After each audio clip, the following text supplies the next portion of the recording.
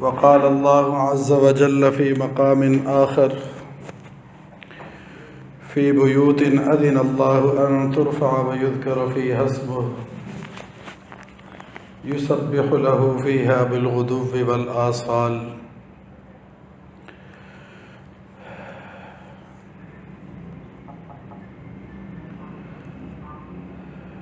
قال النبي صلى الله عليه وسلم: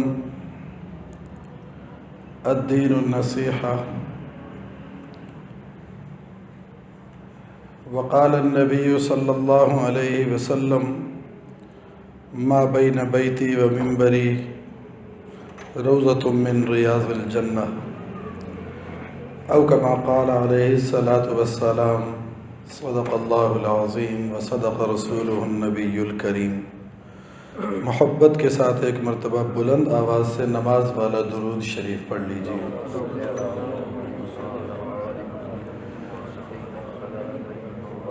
اللهم صل على محمد وعلى آل محمد كما صليت على إبراهيم وعلى آل إبراهيم إنك حميد مجيد.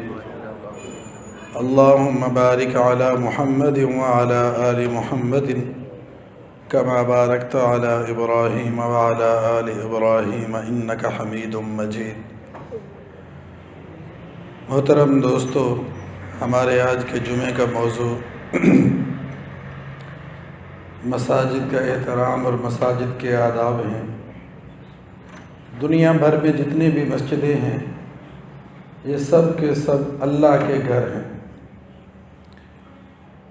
بیوت اللہ جن کو کہا گیا، اور ان سب کا مرکز شہر مکہ کے اندر بیت اللہ شریف ہے، جسے کعبہ اور قبلہ بھی کہا جاتا ہے. حدیث شریف کے اندر آتا ہے کہ قیامت کے دن دنیا بھر کی جتنی بھی مسجد کی زمینیں ہیں دنیا بھر میں، ان تمام مسجدوں کی زمینوں کو بیت اللہ کی زمین کے ساتھ ملا دیا جائے گا، اور پھر اس ساری زمین کو اللہ تعالیٰ جنت کے اندر رکھ دیں گے.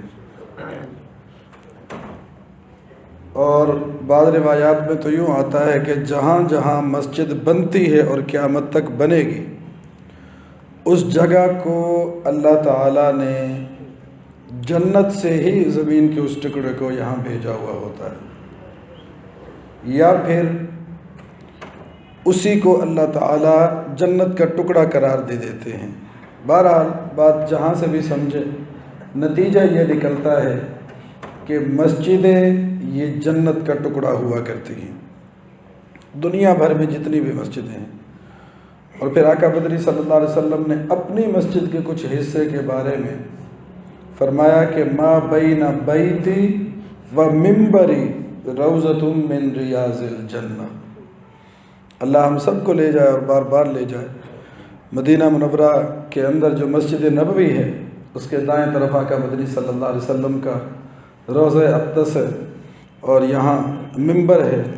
ما بین بیتی و منبری روضۃ من ریاض الجنہ، یعنی آقا مدنی صلی اللہ علیہ وسلم کے جہاں جہاں پاؤں پڑتے تھے یہ حضور کا گھر تھا.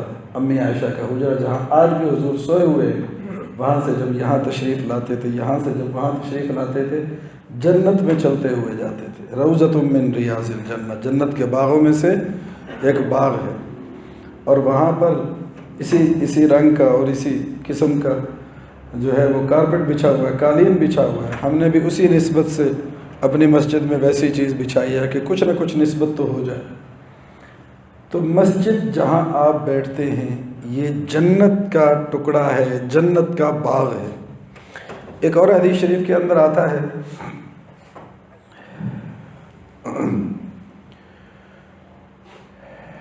کہ جب تم جنت کے باغوں میں جایا کرو تو کچھ چر لیا کرو، کچھ کھا پی لیا کرو. پوچھا گیا اللہ کے رسول جنت کے باغات کون سے ہیں؟ فرمایا مساجد یہ جنت کے باغات ہیں. چرنے سے کیا مراد ہے یا رسول اللہ؟ جب تم مسجد میں جایا کرو تو تلاوت کر لیا کرو، اللہ کا ذکر کر لیا کرو. یہ تمہاری روح کی غذا ہے. چاول، بریانی، قورمہ کھانا، یہ سب چیزیں یہ ہمارے جسم کی غذا ہیں. تلاوت قرآن مجید کی، اللہ کا ذکر، یہ ہماری روح کی غذا ہے۔ تو ذرا اپنی روح کو بھی تو سیر کر لیا کرو نا۔ تو روح کی غذا مساجد کے اندر ہے، جنت کے باغات میں سے ہے۔ تو دوستو، جو جگہ جتنی اونچی ہوتی ہے اتنا ہی اس کا احترام اور ادب بھی اونچا ہوتا ہے۔ ظاہر ہے کہ ہمیں ایک ہفتہ پہلے موضوع دیا جاتا ہے ہمارے مرکز کی طرف سے کہ اگلے جمعے تم نے اس موضوع پر گفتگو کرنی ہے، تو ہم تقریباً ایک ہفتہ تھوڑا مطالعہ کرتے رہتے ہیں۔ اس موضوع پر جب میں نے مطالعہ شروع کیا، اللہ کی قسم دل روتا ہے۔ آج ہم نے مساجد کے ساتھ کیا کچھ کیا ہوا ہے۔ کوئی مسجد کا ادب نہیں ہے ہمارے اندر، کوئی مسجد کا احترام نہیں ہے۔ ایسے مسجد میں داخل ہوتے ہیں جیسے مسجد کے باہر تھے، ویسے ہی مسجد کے اندر ہیں۔ کوئی یہ اللہ کا دربار ہے، احکم الحاکمین کا، شہنشاہ ہے، رب العالمین کا یہ دربار ہے۔ آج ہم چھوڑے ایوان صدر، ایوان وزیر اعظم کو، ڈی پی او آفس کے اندر بھی جائیں نا، ڈی پی او ہاؤس کے اندر بھی جائیں تو اپنے آپ کو ذرا سیٹ کر کے آواز کو دھیما، ذرا اس حساب سے بات کریں گے، یہ سب کچھ ہوگا۔ اللہ کے گھر کا ادب کتنا ہوتا ہے ہم سب خود دیکھ سکتے ہیں۔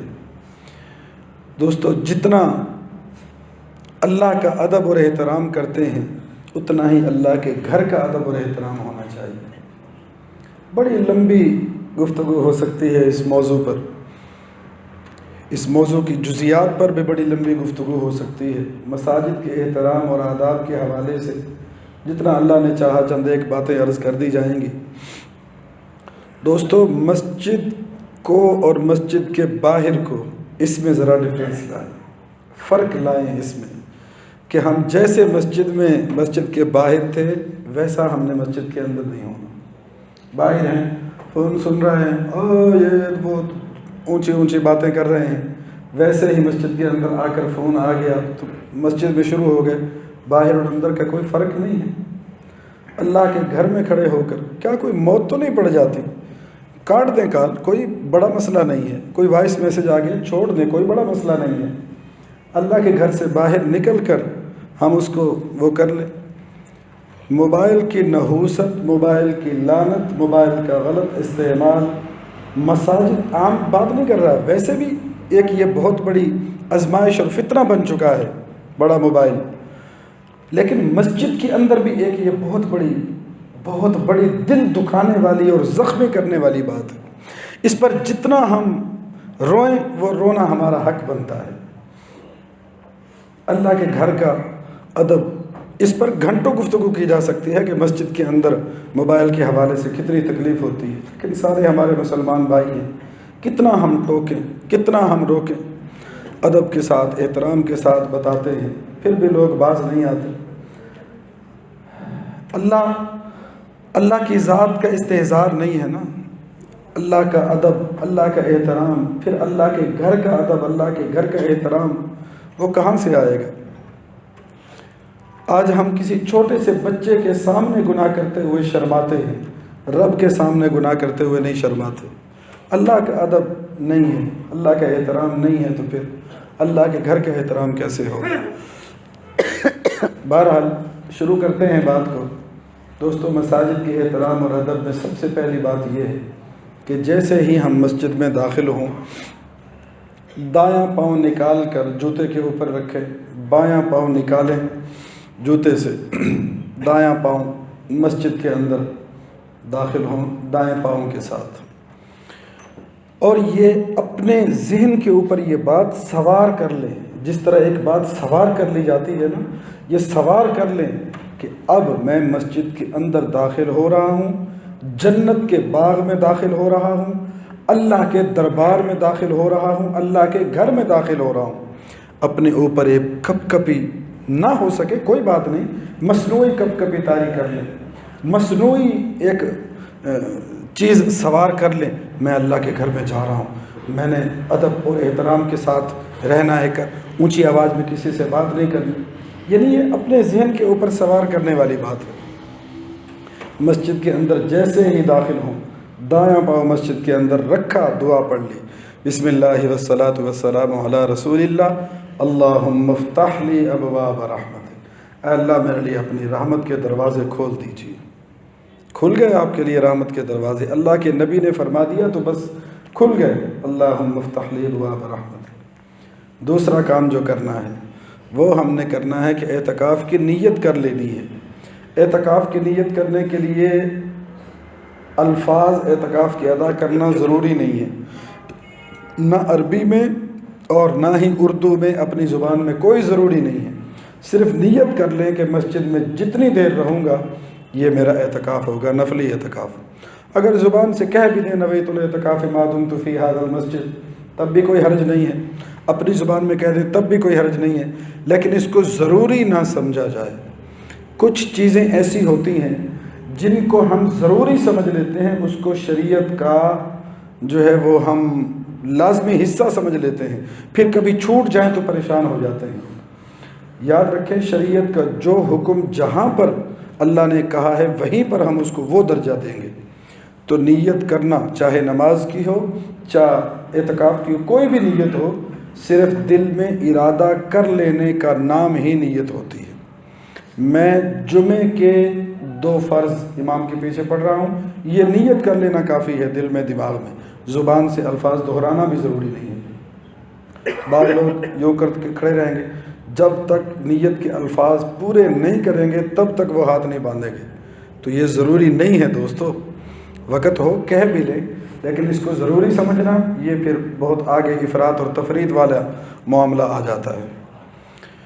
تو اعتکاف کی نیت کر لیں، یہ 2 ادب مسجد کے ہو گئے۔ تیسرا ادب یہ ہے کہ ہم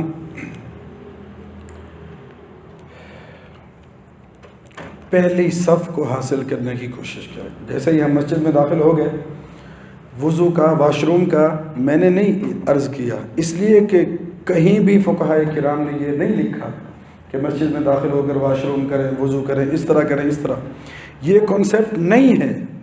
یہ یاد رکھیں ذہن میں، یہ جو ہم نے واش روم بنوائے ہیں، نیچے ہیں، اوپر ہیں، وضو خانہ، یہ ہمارے ذمے نہیں ہے، مسجد کے انتظامیہ کے ذمے نہیں ہے۔ ہر آدمی اپنے گھر سے وضو کر کے آئے، ہر آدمی اپنے گھر کے اندر فارغ ہو کر آئے، صاف ستھرا ہو کر اللہ کے دربار میں جا رہے ہیں۔ 2-2 3-3 کلو ہم اپنے آپ کو وہ کر کے بھاری کر کے یہاں آئیں گے، یہ عقل مندی تھوڑی ہے۔ یہ جو واش روم اور وضو خانے بنائے جاتے ہیں مساجد کے اندر، یہ اس نیت سے بنائے جاتے ہیں کہ کوئی مسافر گزر رہا ہے، اس کو واش روم کی ضرورت ہے، اس کو وضو کی ضرورت ہے، وہ کر کے آ کے اپنا وہ عبادت کر لے۔ وگرنہ جتنے بھی مقامی لوگ ہوتے ہیں، گھر سے اپنے آتے ہیں، دکان سے آتے ہیں، آفس سے، تو ان کے لیے حکم شریعت کا یہ ہے کہ اپنے گھر سے وضو کر کے آئیں، واش روم سے فری ہو کے آئیں، ایک ایک قدم پر اللہ تعالیٰ نیکیاں عطا فرمائیں گے۔ ایسے وہ چل کے آئے گا مسجد میں، باوضو ہو کر آئے گا تو جیسے عمرے کا احرام باندھ کر چل رہا ہے، طواف کر رہا ہے، اتنا اجر اور وہ ہے۔ یہ بھی ایک پھر پورا الگ موضوع ہو جاتا ہے۔ پہلی صف، جیسے ہی آپ مسجد میں داخل ہوں، پہلی صف میں جگہ ہے، وہاں اس صف کے اندر بیٹھنے کی کوشش کریں۔ ایسا نہ ہو 2 آدمی وہاں بیٹھے ہیں، 3 یہاں بیٹھے ہیں، 2 یہاں بیٹھے ہیں، درمیان میں جگہ خالی ہے، پھر پچھلی صف میں، پھر ایسا نہیں ہے۔ مسجد کے ادب و احترام میں یہ چیز داخل ہے کہ ہم جیسے ہی مسجد میں داخل ہوں، سب سے پہلے ہماری کوشش ہو کہ ہم نے پہلی صف کو پر کرنا ہے۔ پہلی صف کو پورا کرنا، پر کرنا، یہ دوستو صرف جماعت کھڑی ہونے کے وقت نہیں ہے، یہ ذہن میں رکھیں۔ جیسے ہی آپ مسجد میں داخل ہوئے، پہلی صف میں جگہ تلاش کریں۔ اس میں پھر 2 چیزوں کا خیال کریں۔ ایک یہ کہ نمازیوں کے کندھے اور گردنیں پھلانگنے سے گریز کریں، یہ ایذائے مسلم میں ہے۔ دوسرا یہ کہ کوئی بھی صف، پہلی صف پوری کرنی ہے، دوسری کرنی ہے، تیسری، 8ویں، 10ویں، جون سے بھی، تو اس کو پورا کرنے کا طریقہ یہ ہے کہ امام کے پیچھے جو جگہ ہے اس کو پورا کیا جائے۔ اس کے بعد پھر دائیں طرف، پھر بائیں، پھر دائیں، پھر دائیں، پھر بائیں، اس طرح جو ہے وہ یوں پوری ہوتی چلی جائے گی۔ ایسا نہیں ہے کہ صف وہاں سے شروع ہو کر وہاں پوری ہوگی یا وہاں سے شروع ہو کر یہاں پوری ہوگی، ایسا نہیں ہے۔ مسجد کی صف کو پورا کرنے کا طریقہ یہ ہے کہ امام کے پیچھے جو جگہ ہے وہاں سے پھیلنا شروع کر دیں۔ اسی طرح دوسری صف اس کو بھی امام کے پیچھے والی جگہ سے پھیلنا شروع کر دیں.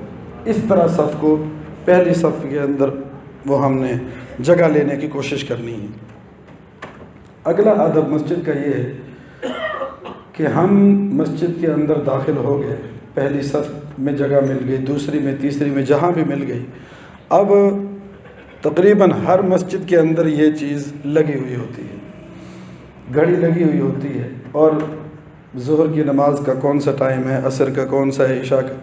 تو جب بھی سنت اور نفل ہم پڑھیں، وقت ہو تو سنت اور نفل پڑھیں، لیکن شروع کرنے سے پہلے ہم وقت کو دیکھیں کہ میں اس وقت میں 4 سنت یا 2 سنت یا 2 نفل میں پورے کر پاؤں گا یا نہیں، یا بھاگ کے مجھے شامل ہونا پڑے گا. اگر وقت ہو اعتدال کے ساتھ، دیکھیں نماز کے اندر جو چیز فرض ہے نا وہ ہے تعدیل ارکان، اعتدال، ہر رکن اعتدال کے ساتھ. ایسا نہ ہو کہ بس اب کیا کہیں، دل دکھتا ہے. 25-30 سیکنڈ کے اندر بھی ہم نے لوگوں کو 2 رکعت پڑھتے ہوئے دیکھا ہے. کیسا رکوع، کیسا سجدہ، کیسا جلسہ. ضروری تو نہیں ہے کہ آپ مسجد میں آئے ہیں، وقت صرف 20-25 سیکنڈ رہتے ہیں تو آپ وہ نفل شروع کر دیں. ایسے نفلوں سے بہتر ہے کہ آپ نماز کے انتظار میں مسجد میں بیٹھ جائیں. اب اگلی بات بھی سنیں. کچھ نہیں پڑھا آپ نے، نہ نفل پڑھے نہ سنت پڑھے، کچھ بھی نہیں، آ کر بیٹھ گئے. دوستو یہ بیٹھنا نماز کے انتظار میں کتنی فضیلت والا عمل ہے. اللہ کے نبی نے فرمایا جو آدمی مسجد میں نماز کے انتظار میں بیٹھتا ہے گویا کہ وہ نماز ہی میں ہے. جو ثواب اس کو نماز پڑھنے کا مل رہا ہے وہی ثواب اس کو نماز کے انتظار کا مل رہا ہے. تو کیا ضرورت ہے ہمیں پریشان ہونے کی، بس یہ کام کرنے کی؟ ایسا نہیں کریں. وقت ہو تو سنت اور نفل پڑھیں. کم از کم 5 منٹ تو ہونے چاہیے نا 4 رکعت کے لیے، 3 منٹ تو ہونے چاہیے نا 2 رکعت نماز پڑھنے کے لیے. آرام سے سکون سے سجدہ اور رکوع تو ہمارا ہو سکے. اگلا ادب یہ ہے کہ ہم سلام نہ کریں. مسجد کے اندر آ کر سلام نہ کرنا یہ مسجد کے ادب و احترام میں داخل ہے. سلام کرنا یہ مسجد کے ادب و احترام کے بالکل خلاف ہے. کچھ چیزیں ایسی ہماری زندگیوں میں داخل ہو جاتی ہیں کہ جن کو ہم اچھا سمجھتے ہیں حالانکہ ہوتی وہ بری ہیں. اب ایک آدمی نفل پڑھ رہا ہے، اب آپ کے سلام کا کیسے جواب دے گا؟ گناہ گار کر دیا آپ نے اس کو. ایک آدمی تلاوت کر رہا ہے، آپ نے آ کر سلام کیا، اس کو جواب دینا ضروری ہے.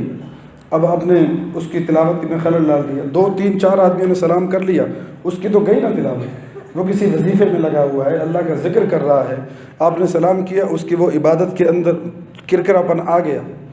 تو مسجد میں آ کر سلام ہرگز نہ کریں.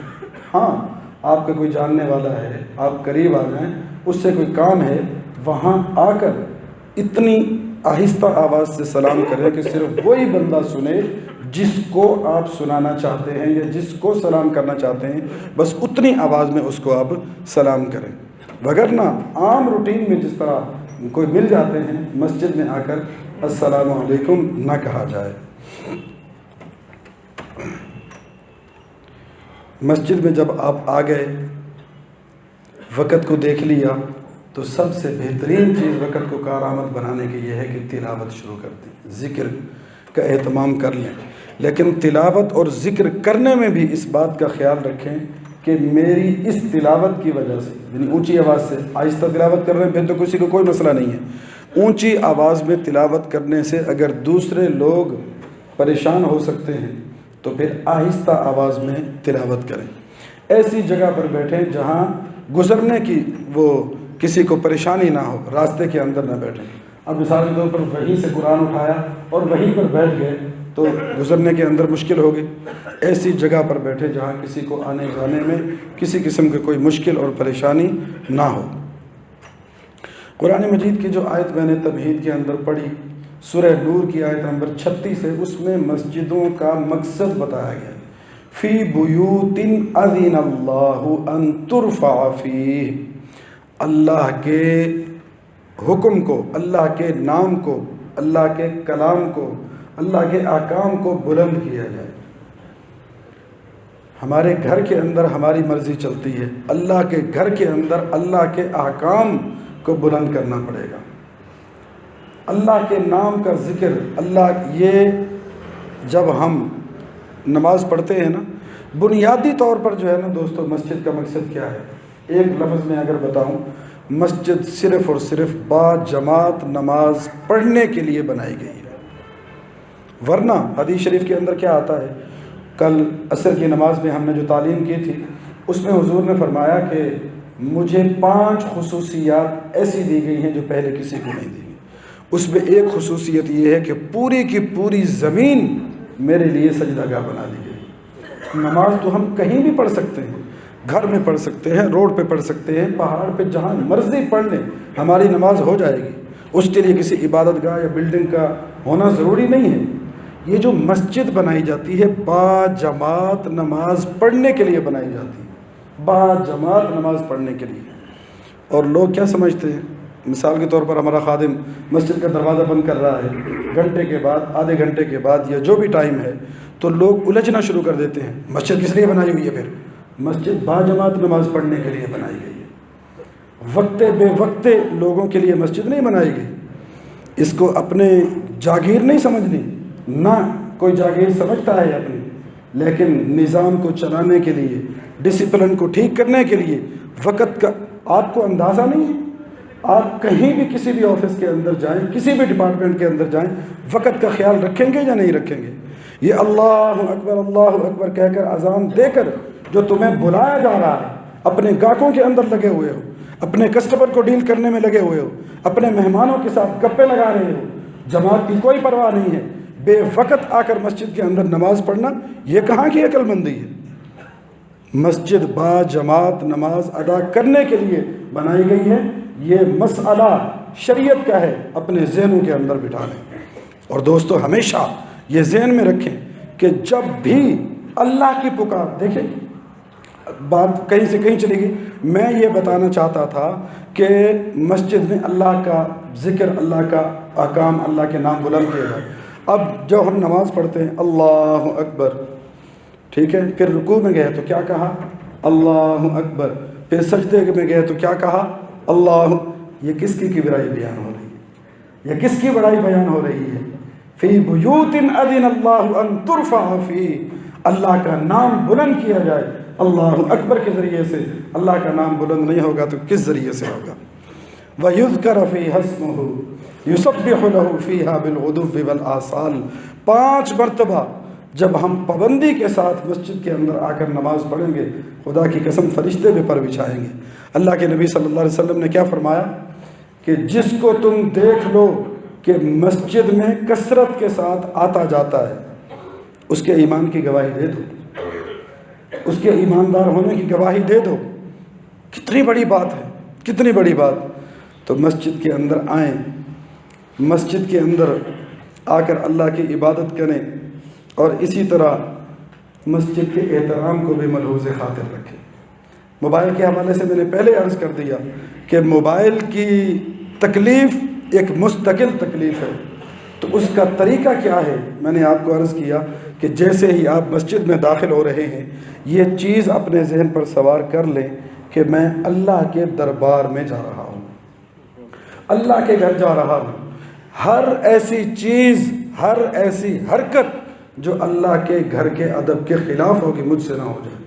تو سب سے پہلے آپ کا ذہن موبائل کی طرف جائے گا کہ میں نے اس کو پاور آف کیا ہے یا نہیں کیا۔ اگر نہیں کیا تو کر دیں پاور آف۔ اگر اتنے ہی آپ بڑے بزنس مین ہیں کہ آپ کا کروڑوں روپے کا نقصان نماز کے وقت میں ہو سکتا ہے، تو کم از کم اتنا تو کر لیں کہ موبائل کو سائلنٹ پہ لگا دیں، آواز باہر نہ آئے، جو میسج جو کال آتی رہے۔ نماز کے بعد جب آپ مسجد کے باہر جائیں تو پھر وہاں جا کر چیک کر لیں، جس کو کال کرنی ہے کریں، جس کو سننا ہے میسج وغیرہ کو سن لیں، لیکن مسجد کے اندر موبائل کے استعمال میں بہت زیادہ احتیاط کریں، بہت زیادہ۔ جیسے ہی مسجد میں داخل ہوں، داخل ہونے سے پہلے موبائل بند کر دیں یا کم از کم سائلنٹ پہ کر دیں۔ اور یہ مسئلہ درجنوں مرتبہ ہم سمجھا چکے ہیں۔ بالفرض بھول جاتا ہے انسان ہے، تو جب بھی یاد آئے اسی وقت، بالفرض جماعت ہو رہی ہے، موبائل بجنا شروع ہو گیا، اسی وقت موبائل نکالیں اور کوئی ایسا بٹن، ہر کسی کو اپنے موبائل کا پتہ ہوتا ہے، ایسا بٹن جس سے آواز فوراً بند ہو جائے وہ دبا دیں۔ ایسا نہیں ہے، اس کا یہ ادب نہیں ہے کہ ہم نماز کے اندر کھڑے ہوئے ہیں، اب موبائل بج رہا ہے تو ہم اس کو یہ سمجھیں کہ نماز کا خشوع اور خضوع یہ ہے کہ ہم یہ بس بجتا رہے، میری نماز خراب نہ ہو۔